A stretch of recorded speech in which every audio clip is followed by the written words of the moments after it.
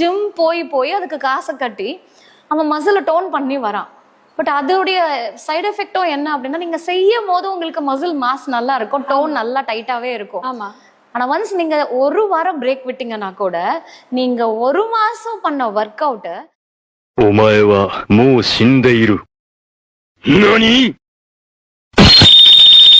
நல்லது, சிகரெட் குடிச்சா நல்லது.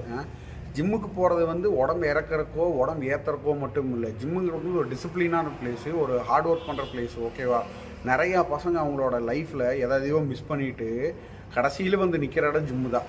அந்த ஜிம்மு தான் வந்து அவங்களுக்கு பெரிய மோட்டிவேஷனே தரும். சரியா? அவன் லைஃபவே சேஞ்ச் பண்ணுன்னு வச்சுக்கலாம். அவன் லைஃபை என்டையர்லி சேஞ்ச் பண்ணுது அந்த ஜிம்மு. யாரோ லவ் ஃபெயிலியர்னாலையோ இல்லை வந்து இப்போ லைஃப்பில் ப்ராப்ளமோ அவங்க ஃபேமிலி சுச்சுவேஷனோ ஏதோ ஒரு நாள் அவன் ஜிம்முக்கு வர்றான்னா அது வந்து அவனோட லைஃப்பை சேஞ்ச் பண்ணுங்கிறக்காக தான் ஜிம்முக்கு வரான். உடம்பு சேஞ்ச் பண்ணாது. உடம்பு மட்டும்